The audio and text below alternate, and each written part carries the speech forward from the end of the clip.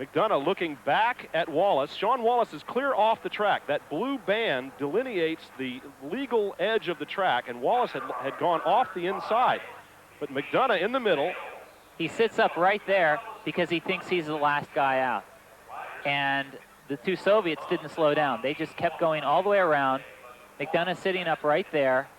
Sean Wallace staying in. And at about this point, they announced Sean Wallace is out of the race. And Brian McDonough has already taken himself out of the race because he thought he was last. Earlier today, another of the Olympic disciplines was run here in the Sundance Grand Prix of Cycling, men and women's pursuit final. These are races that are run where riders start on opposite sides of the track and chase each other, an invisible opponent that you cannot see. 12 laps for the men, 9 for the women, and the winner of the race is the first rider to finish, or if a rider catches his or her opponent. That's how the victory is done. On the women's side, two teammates for Team Lycra, Lucy Tyler and Mindy Mayfield, went at it for 9 laps, 3,000 meters, and Mindy Mayfield getting the best of it. She had led pretty much from start to finish, and she went on to take the victory and the gold medal in the women's pursuit final. She rode real strong here, and she's been riding very strong and progressing the whole season. So she looks good for continued dominance, not only in the pursuit, but overall. And we had a chance to talk to her right after the finish. Mindy, first of all, congratulations. Job well done, as usual, in the pursuit. This is just one of many events that you ride, however. You know, what does that do for your preparation? Well, I have to do a lot more training probably than most people, but it's a little hard because I have to train my specialty, which is the pursuit, and then I have to come warm down real quick and get out and do a points race. So I think probably I'm more tired than most people, but in the long run, it's going to pay off for me at the World Championships. Thanks a lot, Mindy. Appreciate Thanks, Brian. it. Good luck next time around. Bye-bye. And on the men's side, the Americans were shut out of the Final Four, and for the gold medal, it was Great Britain's Sean Wallace against Mindaugas Umaras of the Soviet national team from Lithuania, younger brother of a double gold medalist from the Soviet Union. Sean Wallace held Umaras pretty even in the first half of the race, but with about 6 laps to go, the Soviet rider just pulled away. That's right. Umaras ended up with a 7-second lead, and it shows you the strength that these Soviet riders have in Olympic-style competition. Welcome back to the Major Taylor Velodrome in Indianapolis, Indiana. It's time now for the Irish Spring Race of the Day, and today that was in the Kieran Final. With the Wheatie Schwinn team and Team Lycra battling it out in the back of the field, up front, Bobby Livingston and Gibby Hatton were the ones that contended for the win. Bobby Livingston, the young man from Riverdale, Georgia, leading it out from the front and holding off the Bear, Gibby Hatton, at the finish line. On the outside, Nelson Vales taking third. And that's our Irish Spring Race of the Day. That about wraps it up from here in Indianapolis, but let's take a look before we go at some of the results of today's races. In the women's sprint, Connie Young beating Julie Spate, Lucy Tyler and Deborah Cohen wrapping up the rest of the spots there. On the men's side, Kurt Harnett continues to dominate. Steve Phillips getting into the gold medal final for the first time, but took silver. And in the women's pursuit, teammates Mindy Mayfield and Lucy Tyler had an even battle, but Mindy Mayfield took the win. Peggy Moss and Karen Bliss for third and fourth. On the men's side in the pursuit, Mindaugas Umaras beating Sean Wallace for the gold medal, and 2 of the Lithuanian youngsters battling it out for bronze. In the missing out, again, the Soviets came out on top with the top 2 spots, Lupaikas and Kasputis. Kasputis, an Olympic veteran. And in the Kieran, the best field ever, it was Bobby Livingston getting the best of the bunch over Gibby Hatton and Nelson Vales. For Thomas Prenn, this is Brian Dreber saying, we're in the shadow of a mighty monument to competition, the famed Pikes Peak here in Colorado Springs, Colorado, getting set for the 6th stop on the Sundance Juice Sparkler Grand Prix of Cycling. Hello, everyone. I'm Brian Dreber, and working with me as usual is 8-time U.S. national team member Thomas Prenn, and we are getting set for this penultimate stop on the Sundance Grand Prix. And to recap what's been going on thus far, first of all, in the women's sprint, Connie Young, dominant. Absolutely. She, except for just a couple of heats in the first event, she's won everything, and she continues to get faster and faster with each event. So this is going to be exciting to see her at high altitude racing. She set a world record here once before.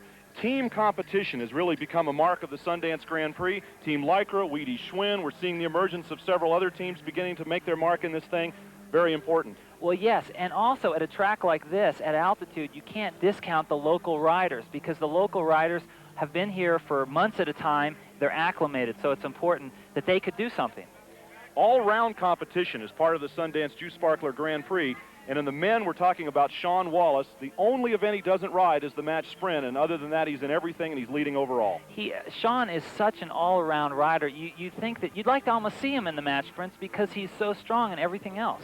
But he is really doing very well in the overall competition and just a tough competitor all around. And how about Jane Eichhoff, gutsy youngster, and the only thing she hasn't tried are men's races. She races everything for the women. That's right, that's right. Janie Eichhoff has been riding very well and leading the competition here. It's a close competition on the women's side, though, very close. And we've seen in the men's match sprint, Kurt Harnett versus Ken Carpenter. Both of those guys, well, Ken Carpenter was absent for a couple of times. Now he's here, but Kurt Harnett isn't. Right, and what we're going to see is we're going to see a matchup between Scott Berryman, former national sprint champion, and also against Ken Carpenter.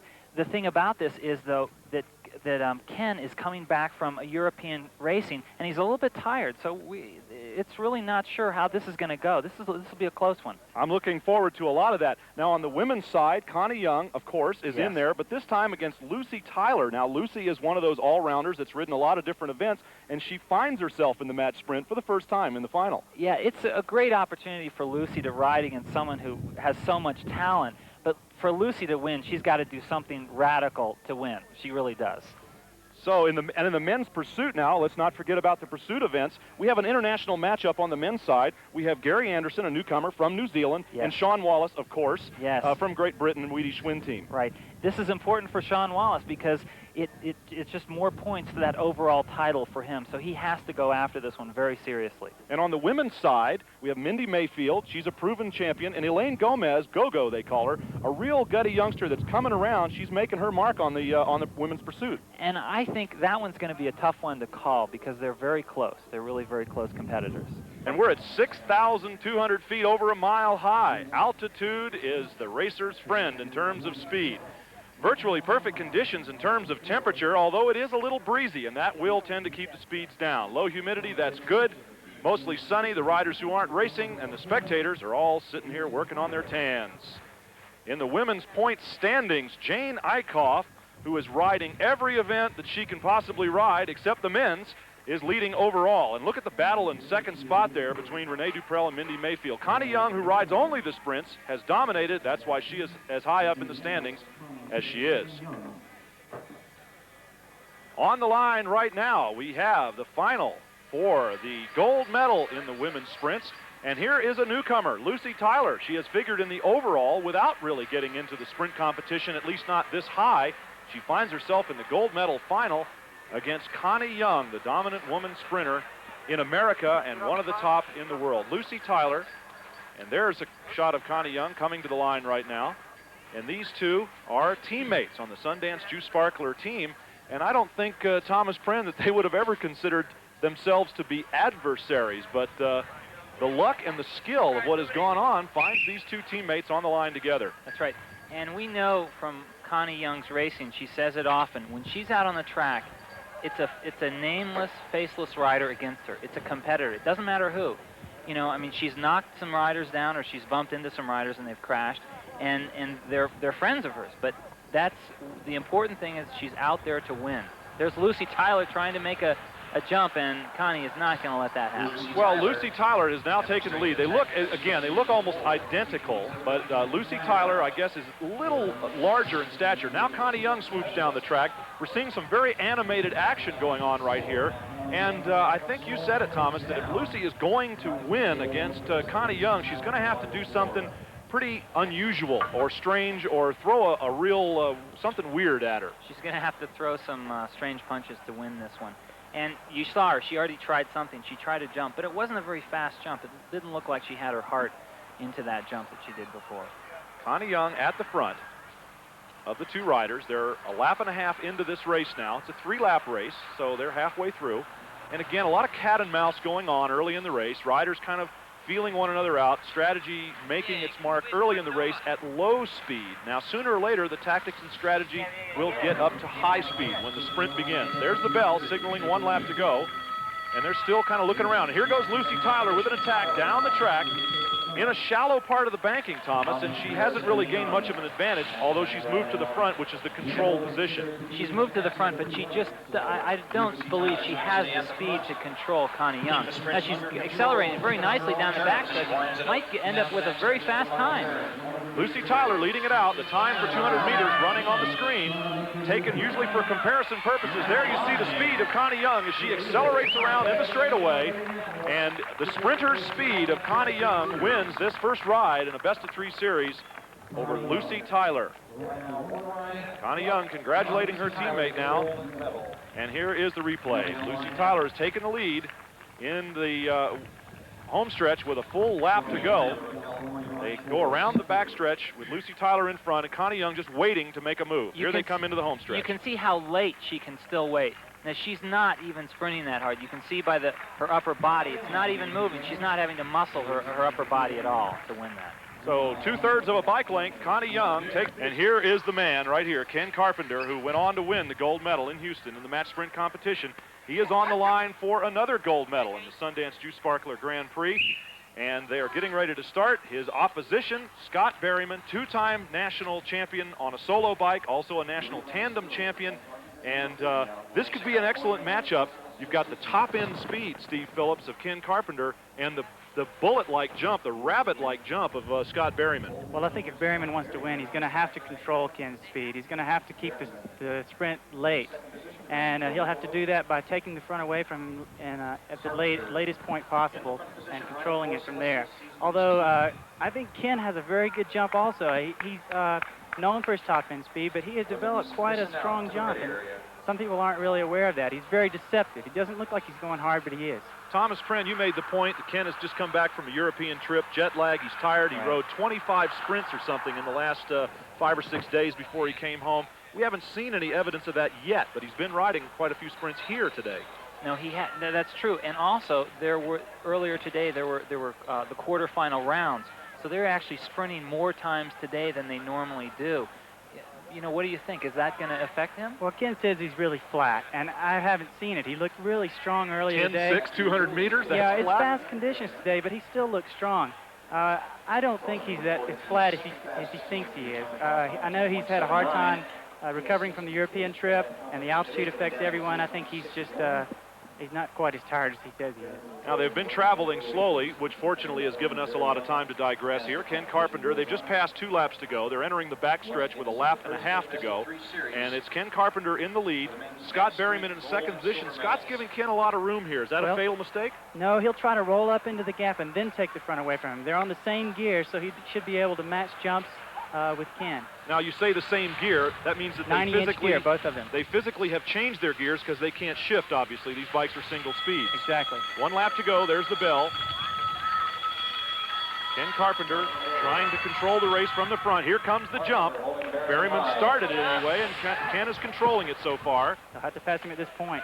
And there goes Ken Carpenter down the backstretch. Can't stay behind too long. Accelerating all the way to the line. Berryman might find himself just losing ground here as the big man gets going. Here, it's too much strength. Ken Carpenter pulling away. If he's tired, he's not showing it, Steve Phillips and Thomas Pren. Ken Carpenter winning with an excellent ride. Let's get another look at that if we can. A very powerful sprint from the backstretch. This is going in. Now, this is with just under a full lap to go. Still high on the track, Steve. That's where Berryman had to pass him if he wanted to win the race, because Ken is so strong from turn 3 to the finish. And if he's in the front at that point, there's almost no way to come around for someone. Thomas Pren, here he's off to the races. Yeah, you can see him accelerate. You know, he may say he's tired and he's flat, but I think what you're seeing is a lot of fitness. You know, quite often a rider feels flat and has incredible performance. He's just pulling away at this point. Well, he says he's not recovering well, but I think it's just the altitude, and everyone's having the same feeling. Ken Carpenter wins the first ride for the gold medal. It's a best-of-3, so they'll match up again. Steve Phillips will be back with us. This is Brian Drever and Thomas Pren. Stay with us. Don't go to the field where all the action is. Last rider over the line is withdrawn. And to help us take a look at that, we started out with some 20-odd riders. And there's Nelson Bales with a camera mounted on a helmet, and he is following the field around. Noted girl watcher, and there's the back of the field where all the action is. And at the finish line, the last rider, and in most cases that's going to be the one directly in front of Nelson, is the rider that gets pulled out of the race. The one in difficulty right now is number 24, Carolyn Dawn from Belvedere, California. She's right in front of our camera, and she is the last rider in the field. The place not to be, Thomas Pren, down on the bottom and at the back. Absolutely, and she sat up. She volunteered to pull out of that one. Number 24, oh, we got a crash on the track. Two riders going down. One of them looks like Renee Duprel in the Celestial Seasonings jersey, and we have a team, it is number 17, Renee Duprel in the pink Weight Watchers jersey. My mistake there on that. And so sometimes up front, the riders touch wheels and down they go. We'll see if we can get an ID on the second rider. Both of them are off the track surface, so the race continues. And let's, I think we got to look at this. Here's Nelson passing the rider who was called out of the race, and it's up in front of the field. Let's see if we can pick it out. The pink Weight Watchers jersey, yes, down on the inside. It looked like the Team Lycra rider tried to stuff her wheel in there, Thomas, and just didn't have anywhere to go. Right, what that was is those two riders didn't realize that someone had dropped off the back, and they were fighting to stay in position there, and they just did not have enough room. The race has continued. Everything is still the same, and this time Barb Gradley, number 25 of the Sundance Juice Sparkler team in the bright orange jersey, just disappeared out of the picture. And the fallen rider, we still don't have an idea. Lori O'Neill, okay, of Team Lycra. Lori O'Neill is the rider down on the track, and she is being tended to by some of the medical people. And meanwhile, the race continues. She appears to be pretty much okay, nothing serious. She certainly has taken a tough spill. Number 13, Dana Rogers, goes out of there. And now we're down to 7 riders as Nelson Vales prepares to drop back in behind the field. The damage to the bike, look at this. The wheel twisted up a little bit there. Well, that's what happens on track racing. You try and have too many riders fit into that. That's Renee's second crash this year, so that definitely has a toll on her. Now Lori O'Neill, the rider down on the track again. It appeared as though she tried to push herself up into that crowded pack down near the bottom, and of course the riders in front of her don't know she's coming, so they don't get out of the way. There's rider number 10 at the back of the field. That's Karen Bliss. Now, she's excellent at these mass start events. A good all-around rider. Karen Bliss, number 10 there. She just moved up to the front to stay out of trouble. Also riding for the Sundance Juice Sparkler team. And at the back, it's going to be a close call this time. Number 23, Amanda Henry from Thousand Oaks, California, riding for that Sun Tour Montrose team, gets called out. There she is. Now at the front, Lucy Tyler has just stuck to the front the entire time. She's a real strong rider, and she just stays at the front and stays out of trouble. Now this works up until right about now, and there are so few riders at this point that she is in jeopardy of riders coming all the way around her. But she's hanging in there. Number 22. Coming out this time, it's Deborah Cohen of team in the USA National Championship jersey. Rides for Vic Tanny Schwinn, but she's a member of the U.S. national team and a national champion. Okay, now Janie Eichhoff is still in here, and there's only one rider being pulled out this time, and it looks like rider number 5 is just sitting up from Team USA. That's Kendra Nealand of Team USA. She's from Davis, California. So she goes out, and now we're down to our 3. And it's going to be young Jane Eichhoff versus the 2 Sundance Juice Sparkler riders, Karen Bliss and Lucy Tyler, who's led the entire race. That's right. They're in the neutral lap. There's a good look at Karen Bliss in the back. Jane Eichhoff right up front there, in the middle rather, the smaller rider with a different uniform on. And Lucy Tyler, who's got to be a little tired, riding up at the top. Right, but the question is, will the 2 Sundance riders get together and do something? Because we've seen this happen before where they don't get together and work. Now Jane Eichhoff has gone to the front to try to keep from getting blocked out by the other 2. It's 1 lap to go. Lucy Tyler tries to move up alongside. Jane Eichhoff still controlling. Her match sprint tactical ability is doing her a good job right now. She heads down the backstretch. Nelson Vales still giving us that shot on the camera. Lucy Tyler on the outside. Jane Eichhoff in front, and Karen Bliss is in the box in the back there. Now she pulls through. She gets a free shot at the line, but Jane Eichhoff is still going to be able to power along from the front and take the victory in the Women's Missin' Out final. She continues her excellent all-round performances in the match sprints and now in the Missin' Out.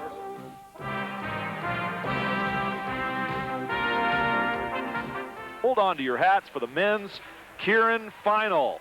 Here are the riders in the race. Scott Berryman, a national champion. He's in the sprints.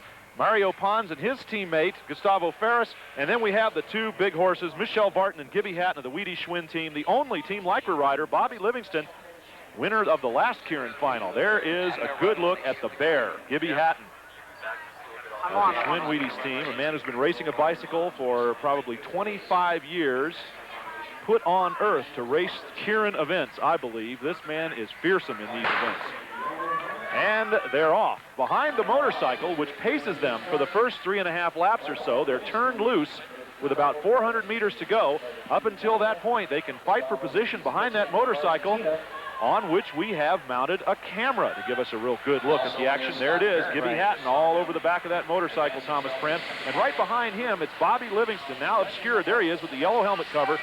Livingston was the winner of the Kieran final, and it's been Team Lycra versus Wheaties Schwinn, but here it's going to be more of an individual race, I think, because we don't have any dominant team numbers in this race. We've got Ferris and we've got Mario Pons from Team Dino, but really they're not going to be that much of a factor as a team. It's really going to be Schwinn, Wheaties against... Look at Michelle Vartan, just peeking through the picture there, headbutting his way up through the field.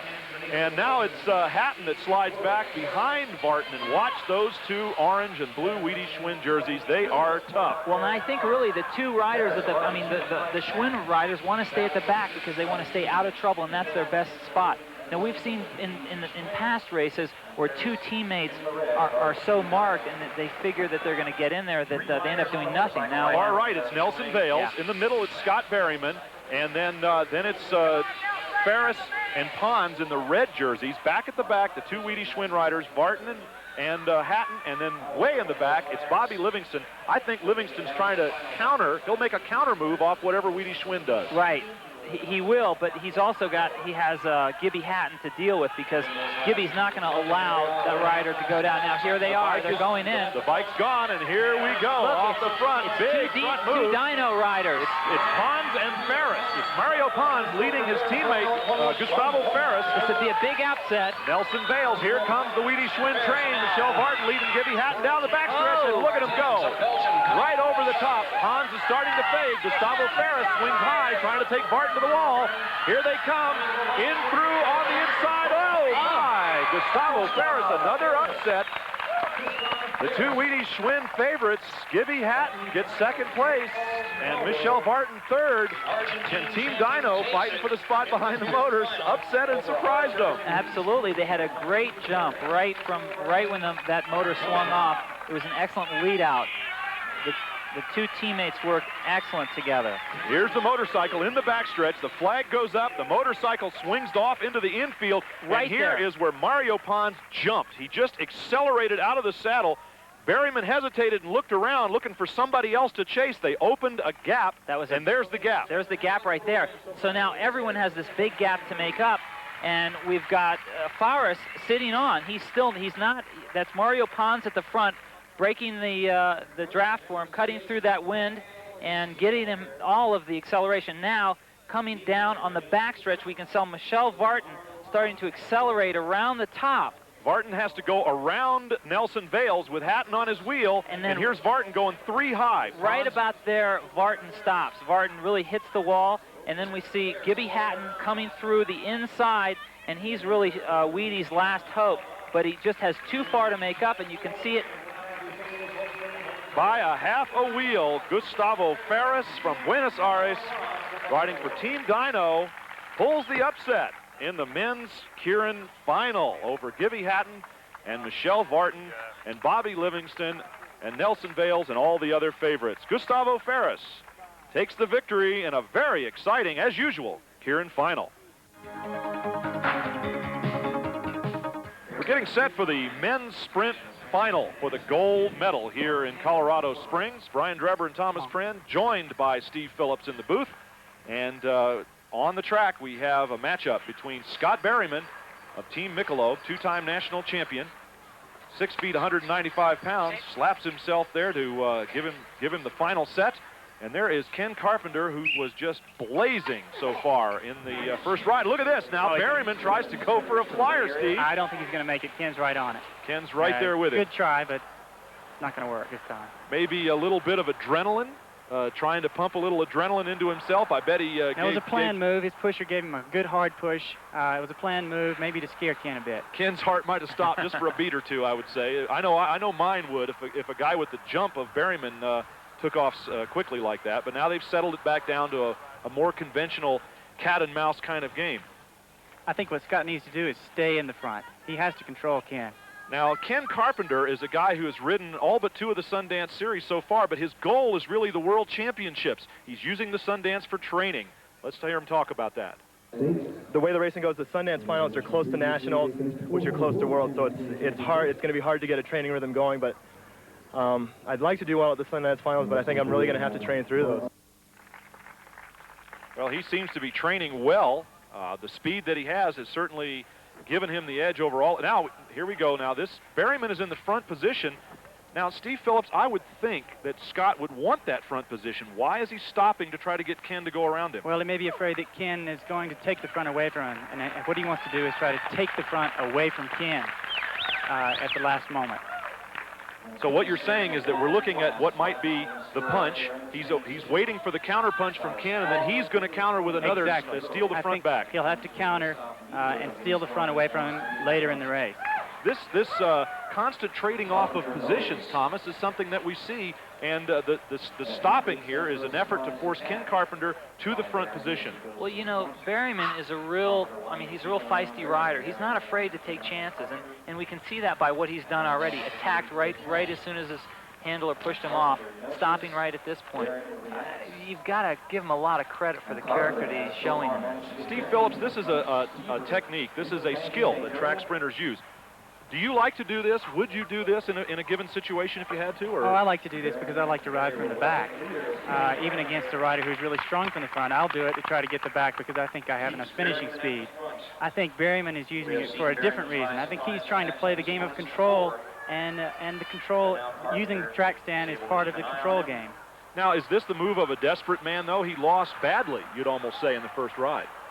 Oh, I don't think he's desperate. I think he has a jump that's world class, and if he can use that jump, he can give Ken a lot of problems.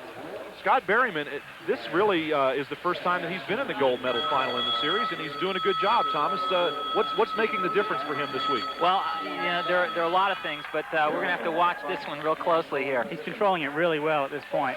Ken's going to have to pick up the speed a little bit. He's waiting a little bit too long for Berryman, I think. Now, Scott Berryman in the control position. Carpenter trying to get a run at him. He's losing some ground. Now, what happened to Berryman there for a second? He took a little stutter with his hand, and now look at Carpenter driving around the outside. Berryman appeared to either have some trouble or just give in. We may have to take a closer look. He must have had some trouble to take his hand off the bar going into the last 200 meters. I'm not exactly sure what happened, but he was in good position going into turn 3. Ken had plenty of power left, but I think Berryman was riding the race he wanted. Something in his eye, maybe. I think actually his sunglasses started to It looked fall like off. he was actually picking at his eye for just a second. The end result is that Ken Carpenter just drives around Scott Berryman. Here he goes. Look at this. Scott is obviously fading more than he would just from a physical problem, just from speed. Ken's just driving around him. You know, at the speeds that they're traveling, we've said it before. Even Ken can't believe it. He looks down like, what's going on? Yeah, when someone makes a mistake, it's just exaggerated over that enormous speed that they're traveling.